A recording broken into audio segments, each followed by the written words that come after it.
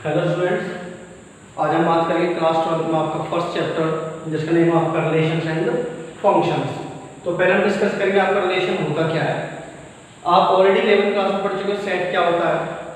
Set आपका होता है collection of well defined objects, कि जिन चीज़ों को हम डिफाइन कर सकते हैं उनका कलेक्शन आपका होता है सेट। सेट को हम डिफाइन किस में करते हैं, मीन कर्ली ब्रैकेट्स के अंदर करते हैं। देन वहाँ से आपने पढ़ा था सेकंड चैप्टर में ऑर्डर्ड पेयर ऑफ सेट, कि दो आपके पास अगर सेट हो उनका ऑर्डर्ड पेयर आप कैसे निकालते हो।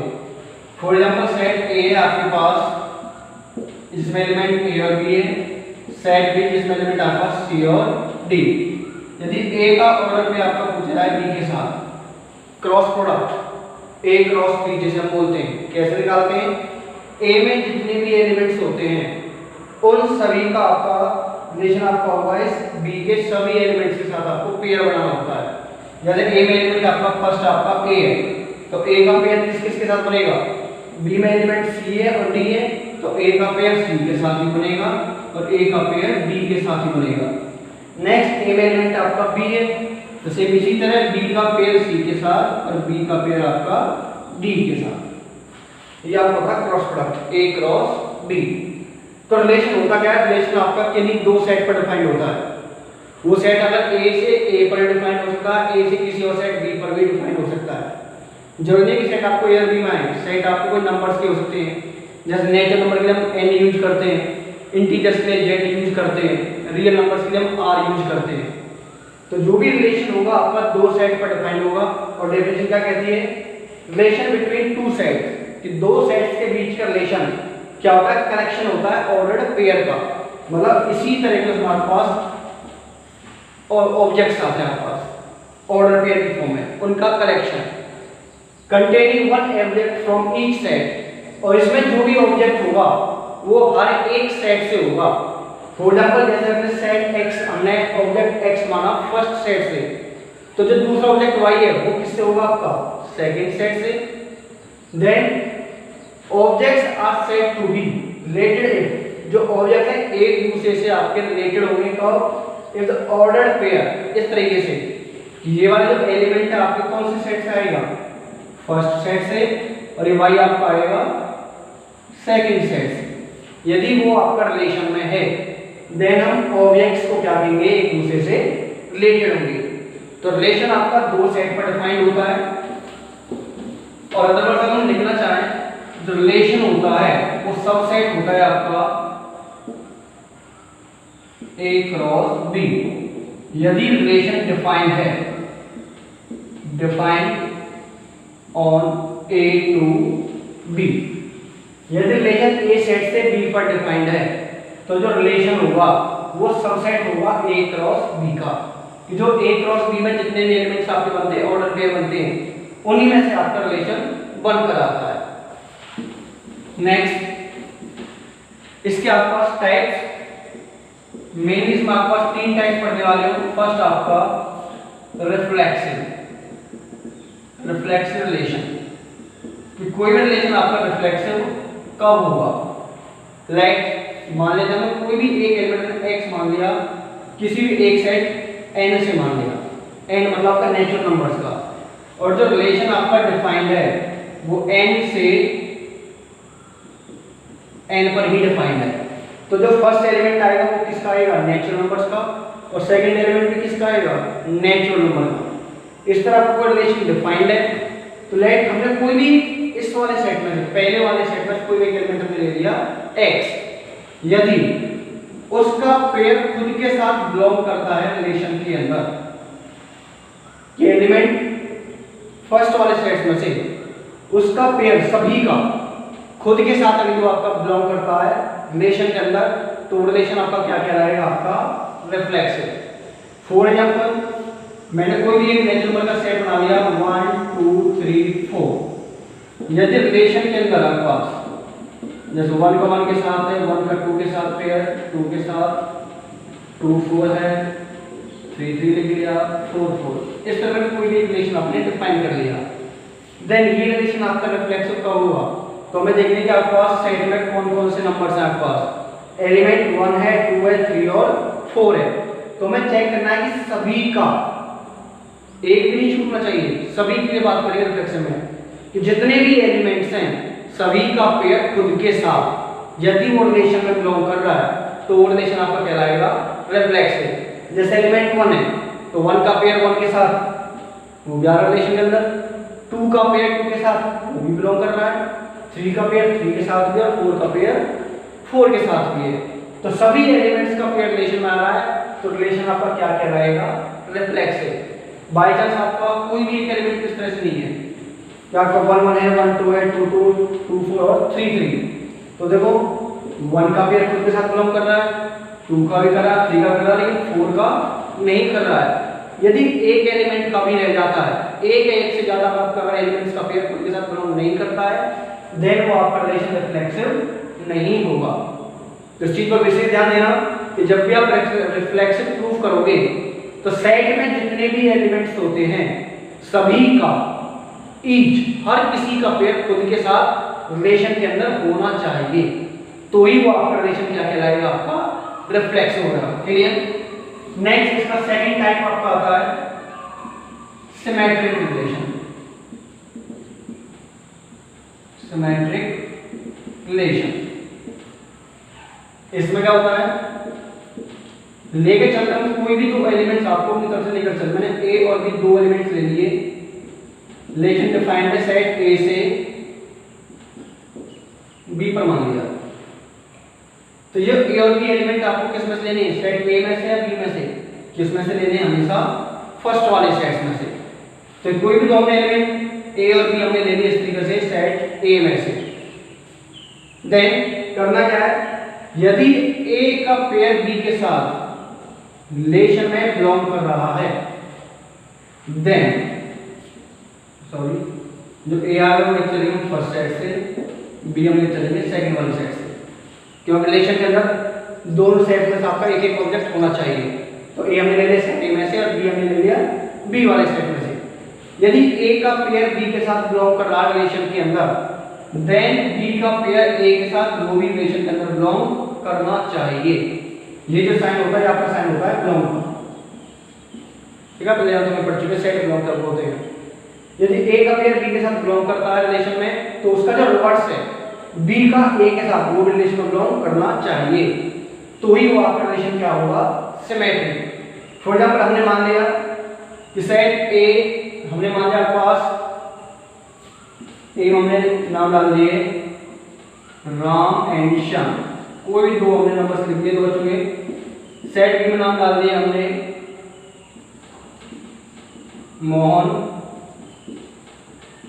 सोहन, और रिलेशन डिफाइन कर दिया तेज फादर ऑफ, और रिलेशन डिफाइंड आपका ए से बी पर। तो इसका मतलब क्या हुआ?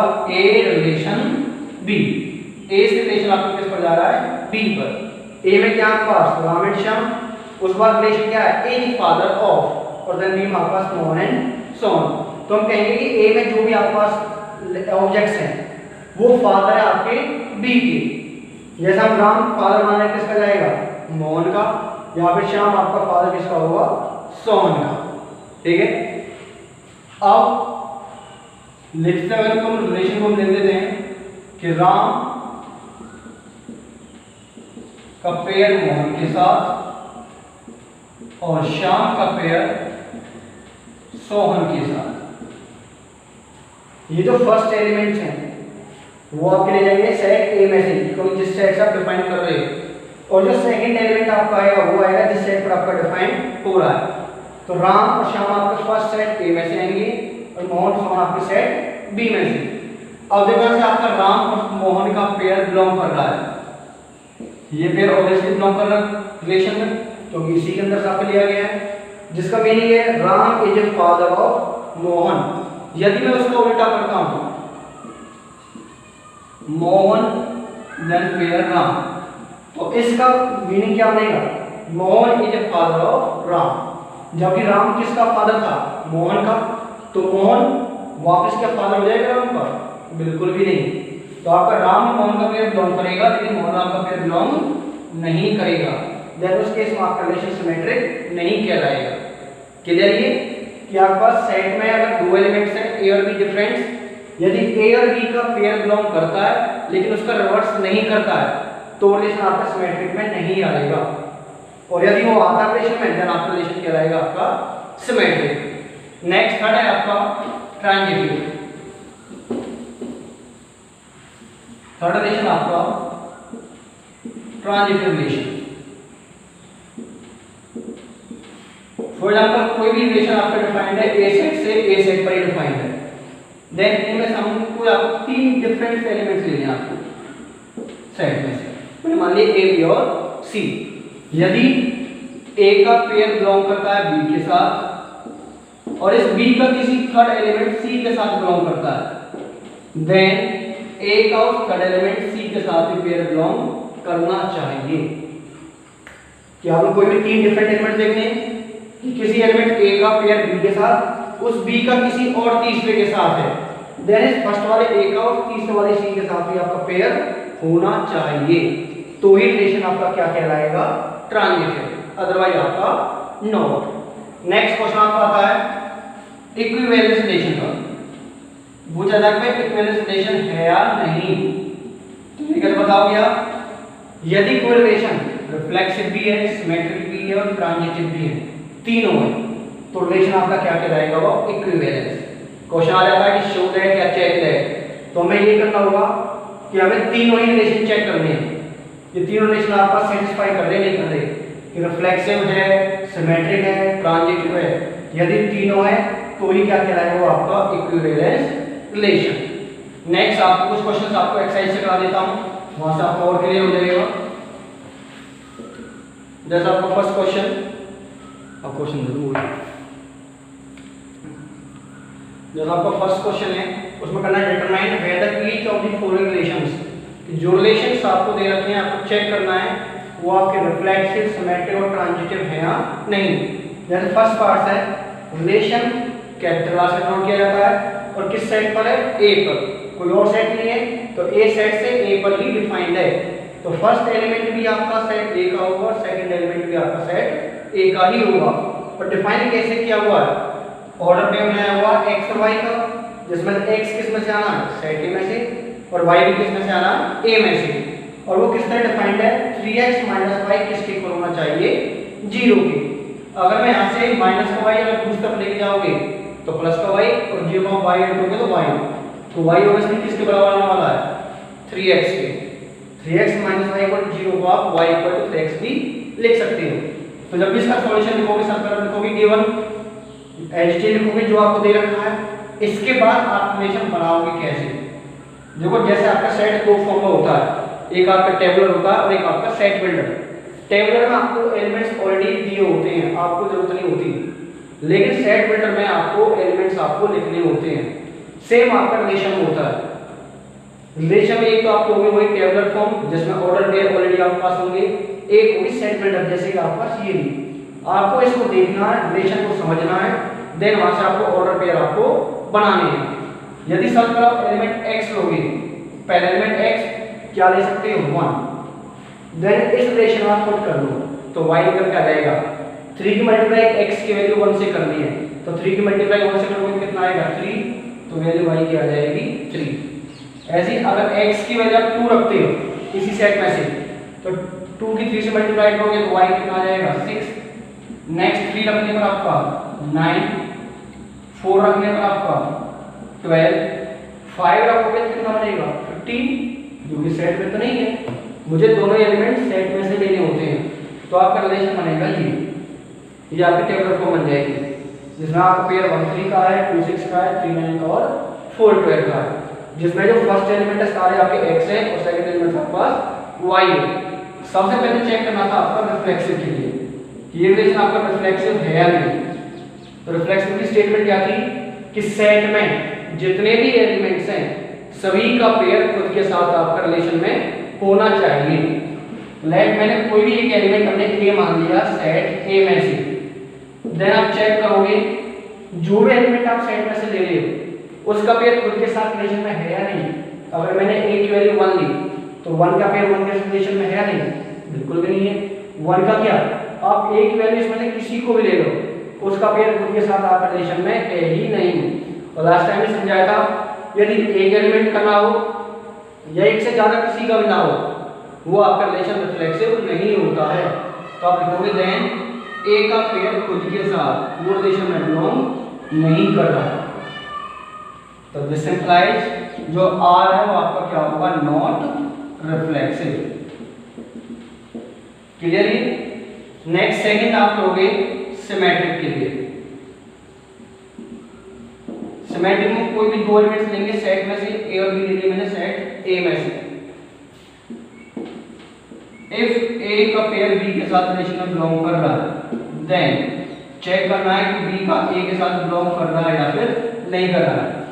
ए और बी आप इसमें से कोई भी, और ये जो ए और बी आपको पेयर होगी वो अभी इनमें से नहीं, वो आपको रिलेशन में से उठाना है।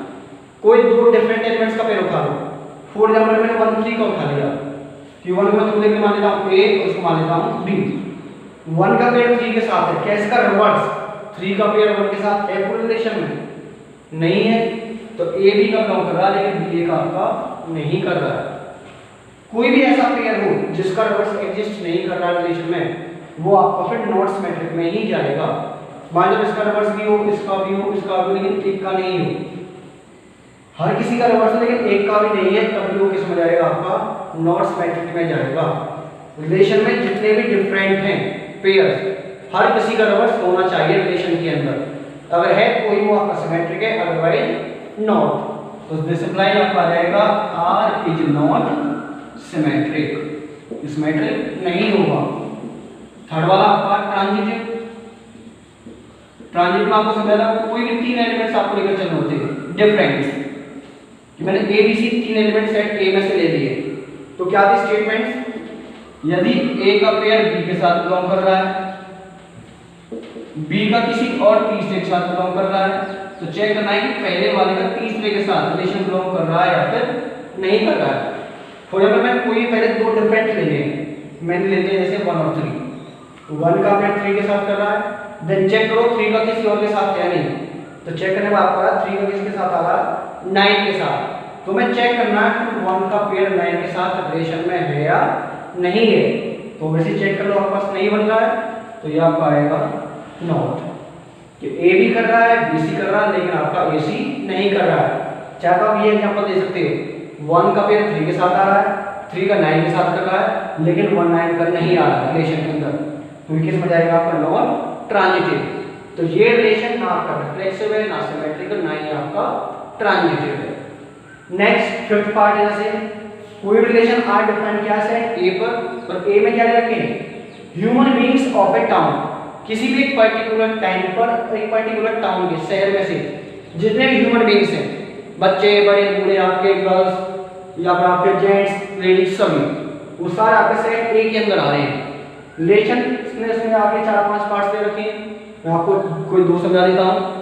एक सेट में रिलेशन डिफाइन किया हुआ है एक्स वाई का पेयर इस तरीके से कि जो एक्स और वाई है, X is a wife of Y, ये जो फर्स्ट एलिमेंट्स है ये वाइफ है किसकी, सेकंड एलिमेंट्स की। और एक रिलेशन है इस तरह से X and Y lives in the same locality, कि एक्स और वाई दोनों आपके सेम लोकेलिटी में रहते हैं। तो देखो पहले आपका डी वाला पोर्शन देखो, यदि मैं इसके लिए आपको इसमें आप इसकी टेबल फॉर्म नहीं बना सकते, क्योंकि आपके पास अगर सेट में आपके पास लिमिटेड एलिमेंट्स होते हैं देन आप उसकी टेबल फॉर्म बना सकते हो। लेकिन यहाँ सेट के अंदर देखो आपके पास अनगिनत बहुत सारे होते हैं ह्यूमन बीइंग्स किसी भी शहर में, तो हम उतने पेयर्स नहीं बना सकते, हम हमारी कॉपी बढ़ जाएगी लेकिन पूरा पेयर नहीं बना पाओगे आप। तो हम सीधा चेक करेंगे, पहली प्रॉपर्टी क्या आती है फ्लेक्सिव में, कि जो भी हम एलिमेंट लेते हैं सेट में से उसका पेयर खुद के साथ होना चाहिए। फॉर एग्जांपल इसमें मैंने कोई भी एक एलिमेंट ए सिलेक्ट कर लिया सेट ए में से, देन इसका पेयर इसका खुद के साथ, इसका मीनिंग बना लो जो रिलेशन डिफाइन किया हुआ है। यहाँ पर एक्स क्या बोला गया है, वाइफ है वाई की, तो यहाँ पर ए वाइफ ऑफ ए। क्या कोई भी खुद ह्यूमन बीइंग अपने खुद की वाइफ हो सकता है? बिल्कुल भी नहीं।